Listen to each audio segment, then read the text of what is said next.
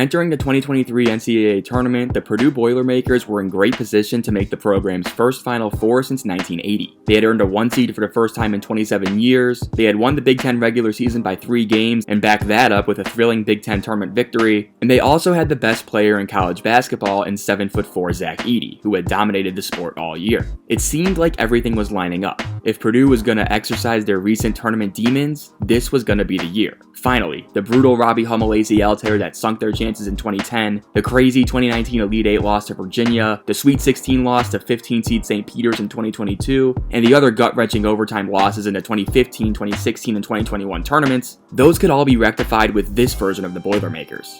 But of course, we all know what happened. Purdue, a 1 seed who had looked phenomenal all year, lost.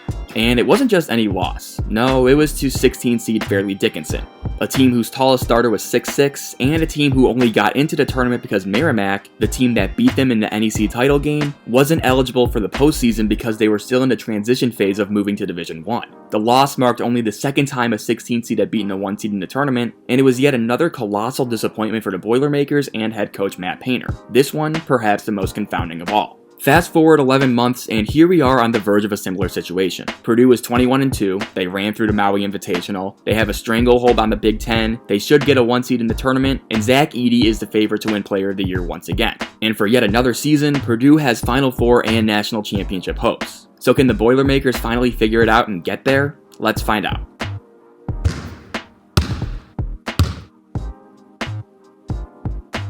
So while Purdue's situations from last year and this one are similar at a surface level, it's important to note that there are some key distinctions that separate the 2023 Boilermakers from the 2024 ones. For starters, Purdue's offense, which was awesome last year, is even better this year, as their adjusted offensive efficiency of 127.9 is a 10-point improvement from last year per Bart Torvik and is currently ranked number 1 in the country. While Zach Edey has been just as good, if not better, this year than he was a season ago, as he's averaging 23.5 points on 63% shooting to go along with nearly 12 boards a game, the real difference makers have come from Purdue's supporting cast. Last year, outside of Edey, only 1 player averaged more than 10 points a game, but this year there are 3 guys who fit that bill: Braden Smith, Fletcher Loyer, and Southern Illinois transfer Lance Jones. Smith has become one of the best point guards in the country, even if Big Kuzi would tell you otherwise. The sophomore is averaging 12 points and 7 assists per game, the latter of which is a top 5 number nationally, and his overall poise and command of the Boilermaker offense has been much improved. Smith is one of the best pick and roll operators in the country thanks to his ability to play with pace and his knack for taking what's given to him.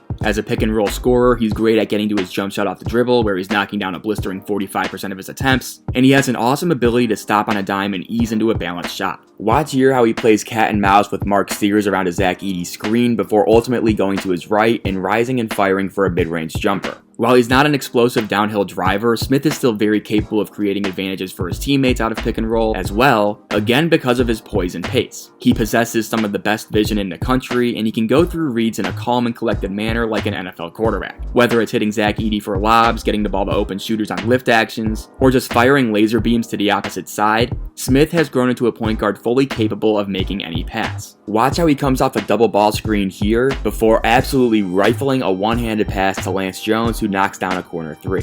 And again, it's the control that has really taken Smith to the next level. Last year he had a notorious problem with turnovers, and this was due to a variety of factors. He was a freshman, Purdue had no other reliable ball handlers, and he tended to get sped up easily. While Smith's raw turnover numbers are generally the same as last season, his overall efficiency is much improved, as his 2.75 assist-to-turnover ratio is among the best in the Big Ten, and he's done a much better job playing off of 2 feet. Here's a play from Smith's freshman season where he'll come off a ball screen and then panic and leave his feet before throwing the ball out of bounds. Now watch a play from this season where Smith will come off a ball screen and then stay planted on the floor so he can survey the defense and ultimately find Fletcher Loyer for a 3. But in addition to Smith's overall improvement, Purdue also brought in someone to help bear the load on the perimeter in 5th-year senior Lance Jones. Coming in from playing 4 years at Southern Illinois, Lance Jones has been a much-needed addition for the Boilermakers thanks to his offensive production and elite point-of-attack defense. Jones has allowed Braden Smith to relax a little bit as a secondary ball handler and reliable scorer, as he's averaging around 13 points a game on 36% from 3, and he's really seemed to buy into the Purdue culture.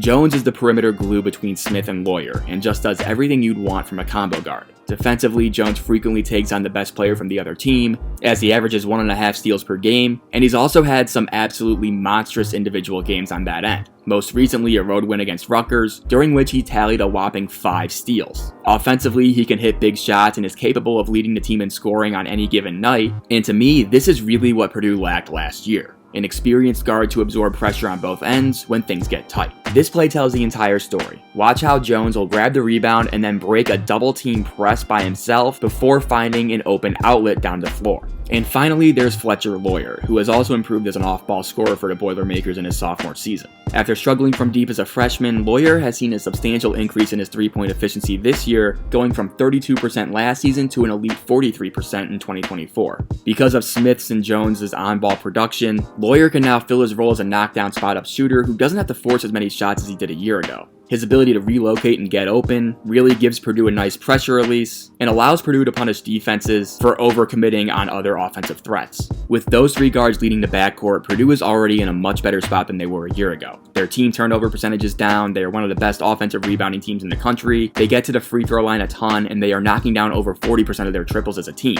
which is good for 5th nationally. Basically, there really isn't an easy way to stop this team like there was a season ago. Last year, you can kind of bank on the Purdue supporting cast missing shots from the outside or turning it over, but looking at Purdue's supplementary guys outside of Edey, there's really no one out there that you can ignore. Smith and Loyer both hit over 40% of their threes. Mason Gillis, Camden Heide, and Miles Colvin all shoot over 40% as well. And even Trey Kaufman-Renn, their starting power forward, hits 40% too. And then, oh yeah, you still have to deal with Zach Edey on the interior, who can basically get a good shot whenever he wants. Edey, as we all know, is a phenomenal space creator on the block who is great at catching lobs and finishing around the basket, and he also anchors Purdue's nationally elite defense as he's blocking over 2 shots a game and has really improved as a pick-and-roll defender. Watch here how he initially provides help on the drive before recovering to his man and just engulfing his layup attempt. As a team, Purdue is really good at forcing opponents into mid-range shots, as nearly 32% of their allowed field goal attempts come from this area, and while they don't turn teams over at a high clip, they are an extremely disciplined defense because of it, as they rarely foul and don't give up easy opportunities at the line. And for what it's worth, history might even be on Purdue's side, because the last time a 1 seed lost to a 16 seed in the tournament, UMBC beating Virginia in 2018, the Hoos wound up winning the title in 2019 with a lot of the same quartet lost the previous year. And frankly, the Boilermaker heartbreak has to end at some point, right? For years, Purdue has seemed to be karmically robbed of March Madness success, losing in every single way imaginable. But honestly, for all the talk about Purdue's embarrassing loss to Fairleigh Dickinson last year, I think the Boilermakers have done a really nice job of responding to it in a positive manner. On the court, they haven't really seemed at all negatively affected by the loss, as they've won in all types of settings and situations this year, and even off the court, there seems to be a lightness to the entire program. Like when Zach Edey got on all those balls. You kind of saw me. I was really trying to get on all those balls. It looks like you're having a lot of fun. Or even Edey's total nonchalance when the Indiana media backdrop fell on him. I don't know how to fully describe it, but it just seems like the last thing Purdue is worried about is losing. And I think that might be the key to NCAA Tournament redemption. Thanks so much for watching, and give me your thoughts below.